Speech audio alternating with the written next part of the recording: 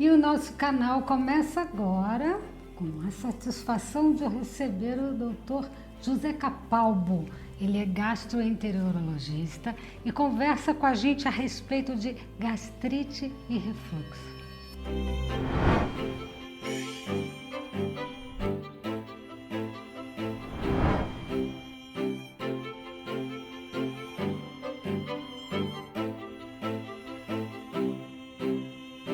Gastrite e refluxo, com certeza muito recorrente, a gente precisa falar sobre esse assunto e hoje a gente tem o prazer de receber o Dr. José Capalbo, que conversa com a gente a respeito desse assunto. Obrigada, doutor, pela sua participação aqui no nosso canal.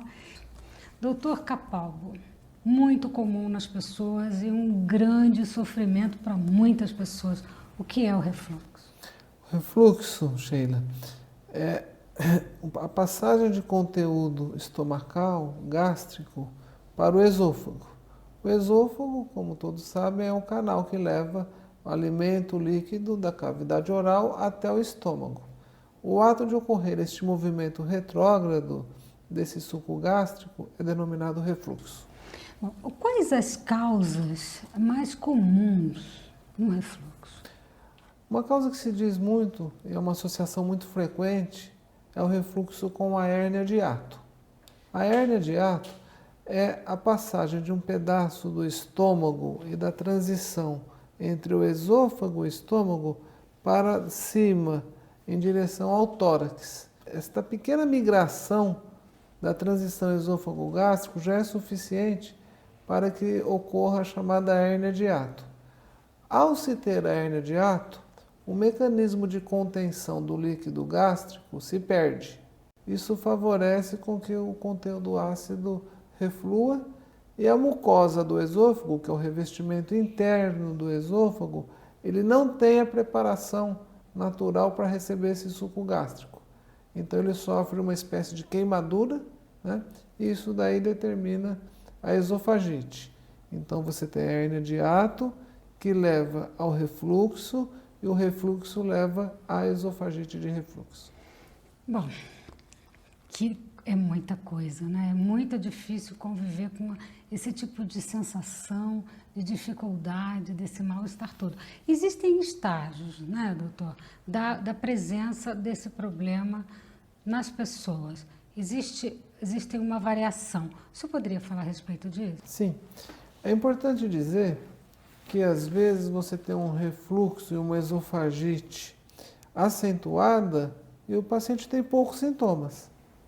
E da mesma maneira, às vezes a pessoa tem uma esofagite leve e tem muitos sintomas, muita pirose, muita azia. Então não tem relação com a gravidade, com a intensidade do O problema, sintoma é isso? não necessariamente. Não necessariamente. Não, mas existe sim a classificação. É uma classificação no qual é feita através de uma endoscopia.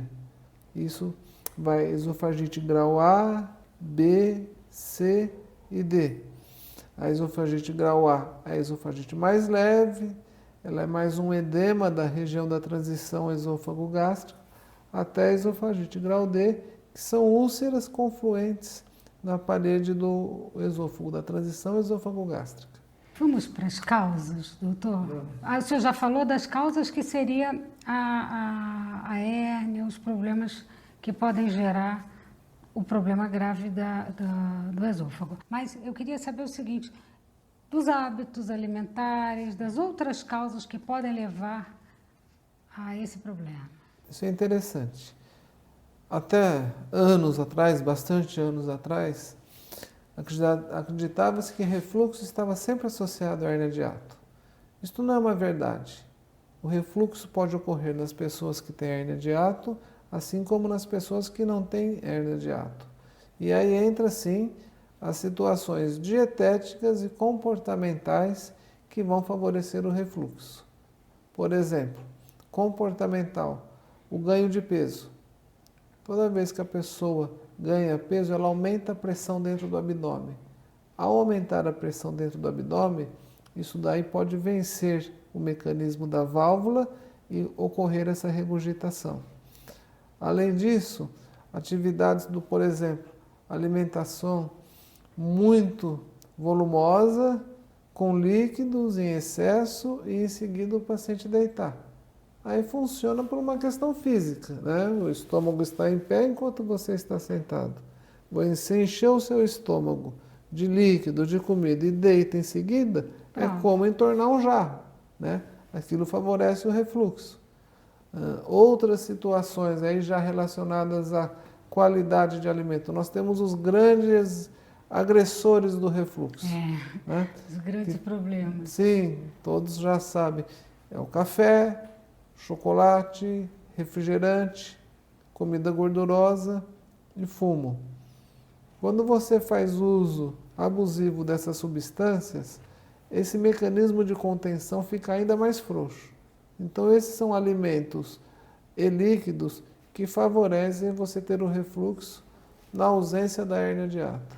Vou fazer uma pergunta, doutor. Existem alimentos, quer dizer, pode-se dizer que cada pessoa tem uma dieta personalizada para gerenciar o refluxo? Quer dizer, me dá mais refluxo quando eu como tal alimento ou aquele alimento. Isso é verdade? Existe uma associação de sintomas, sim, né? A gente não tem certeza se está ocasionando refluxo, mas esses alimentos que eu coloquei, esses são sabidamente sempre usuais, os agentes do refluxo. E sim, tem casos personalizados. Às vezes a pessoa toma um tipo de refrigerante diferente de outro e um causa mais sintomas do que o outro.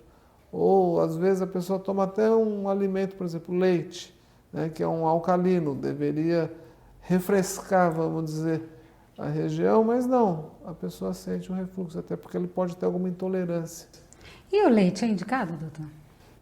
Não necessariamente. Não necessariamente, não alivia. Não. Os antiácidos? Os antiácidos, eles têm uma ação rápida, porém efêmera.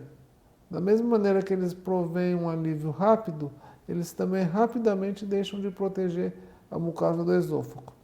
Isso não significa que eles não estejam indicados, mas eles são indicados mais para o tratamento do sintoma do que das causas. Do que das causas. Quer dizer, você não está resolvendo efetivamente o problema, você está criando aquele alívio rápido, né? Aquela coisa assim imediata que às vezes você vai buscar assim porque precisa de um socorro. Exatamente. Doutor, hereditário tem alguma relação, não? Com a hérnia de hiato, sim. Pessoas da mesma família podem ter uma tendência a ter hérnia de hiato. Do ponto de vista do refluxo sem hérnia, não.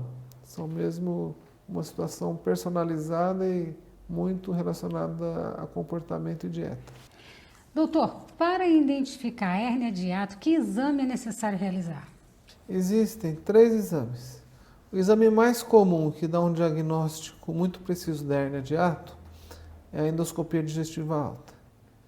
Um outro exame, que é um pouco mais antigo, mas ainda a gente lança a mão, é o raio-x contrastado de esôfago, estômago e duodeno com pesquisa de refluxo.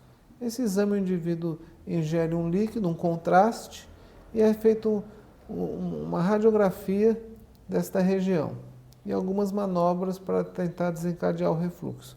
Também pode mostrar hérnia de hiato. Uma outra dúvida, tem diferenciação de idade? Porque, por exemplo, ansiedade, problemas emocionais, às vezes da juventude, o estresse, pode acarretar a presença do refluxo, a presença do problema gástrico? O trato digestivo, ele tem uma relação muito próxima e direta com o meio ambiente e com as alterações psicológicas. Você pode ter um refluxo ou alguma coisa do tipo e não ter absolutamente nenhum sintoma quando você está feliz, tranquilo, sem ansiedade, e qualquer mudança nessa esfera pode fazer com que você comece a perceber, comece a sentir algum sintoma, dentre os quais refluxo, azia e pirose. Bom, tratamento, doutor. Tratamento existe um fim para essa história ou vira realmente uma característica, né? A pessoa que sofre de refluxo. É isso? Existe toda uma gama. O tratamento, ele sempre deve iniciar por uma orientação das medidas comportamentais e dietéticas do indivíduo. Então, se o O paciente está com sobrepeso, nós orientamos que tenha uma certa perda de peso, que ele ajuste a alimentação dele de modo a favorecer o não aparecimento do refluxo e outras medidas, por exemplo, não deitar-se após as refeições. Podemos lançar mão de travesseiros, hoje que tem chamados travesseiros anti-refluxo, que mantém a parte cefálica, a cabeça mais alta, assim como o tronco, ou seja, são medidas que você inicialmente deve fazer. Quando essas medidas não são suficientes, você pode lançar mão de medicamentos. E aí os medicamentos são à base de medicamentos que diminuem a secreção ácida do estômago, medicamentos que favorecem a propulsão do conteúdo gástrico em direção ao intestino, ou seja, diminui o tempo de permanência do alimento no estômago, diminui a chance dele refluir, e de medicamentos que vão proteger a mucosa. Você pode lançar mão dos 3 ou de algum deles, 1, 2 ou 3 medicamentos, na dependência da intensidade dos sintomas da pessoa. Bom, e a hérnia, é possível cirurgia? Existe a cirurgia. A cirurgia ela deve ser feita quando você tem uma intratabilidade clínica ou quando essa esofagite tem alguma situação que te leva a temer um risco de uma evolução para uma doença mais grave. Importante dizer que o refluxo por si só não gera câncer. Entretanto, se você tem um refluxo prolongado e intenso, o seu epitélio, a sua mucosa, ao longo dos anos, pode ir sofrendo pequenas modificações e que isso é visualizado numa endoscopia, biopsiado, isso pode ser preditivo para médio e longo prazo você ter uma lesão tumoral nessa região. Então, há de se ter muita atenção, né? Há de se ter muita atenção. Com certeza. Doutor, vamos falar da gastrite então, né? A gastrite, como é a gastrite? Como é que ela se apresenta? Assim como a esofagite fala esôfago, né? Ite, ou seja, uma irritação no esôfago, gastrite é uma irritação no estômago. E assume as mesmas características? A sintomatologia pode ser algo parecida. Inclusive, isso é importante dizer que a maioria das doenças, sejam elas simples, sejam elas graves, que ocorrem nesta região do estômago, principalmente, podem começar com a mesma sintomatologia. Uma azia, na imensa maioria das vezes, é uma gastrite, assim como uma pirose, que é a azia atrás do peito, na imensa maioria das vezes é uma esofagite de refluxo simples, mas você pode ter um câncer gástrico começando a te dar sintoma do tipo uma azia. Por isso que é importante você se consultar com um profissional e ele lançar a mão da propedêutica de exames para que faça um diagnóstico preciso do seu caso. É importante estar sempre consultando o seu médico quando sentir qualquer alteração no corpo nesse sentido, né? Porque a orientação, conhecimento é muito importante. Doutor, no caso do câncer gerado pela gastrite, ele tem que ser acompanhado da úlcera, né? A úlcera que leva ao câncer, é assim, esse processo assim que funciona? Não exatamente. Não exatamente. O termo gastrite, ele é um termo no qual você engloba algumas situações que são diferentes. Por exemplo, a gastrite que a população, na maioria das vezes, procura o médico, é a chamada gastrite aguda, que ele está ingerindo um anti-inflamatório, ou ácido acetil salicílico, ou ingesta de álcool, ou uma alimentação muito pesada. Que gera uma irritação. Gera uma irritação. Essa é uma gastrite que ela não tem evolução para a úlcera, ela não tem evolução para câncer. É sintomática em função dos hábitos. Exatamente. Por outro lado, é também chamado gastrite, a chamada gastrite crônica. E a gastrite crônica, ela pode levar a uma atrofia da mucosa, então ela se torna a gastrite crônica atrófica. Esta situação gera um aumento de risco de desenvolvimento do câncer gástrico.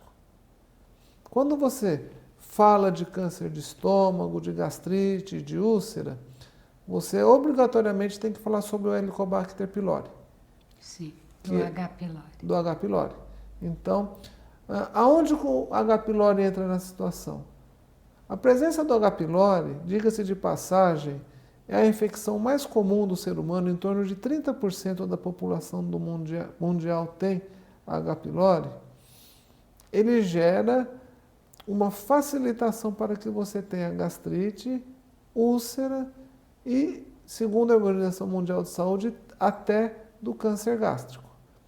Ele atua através de uma determinada substância que ele elimina, faz com que você perca a sua proteção de muco na parede gástrica. Isso favorece o ácido atacar a parede do seu estômago e do duodeno.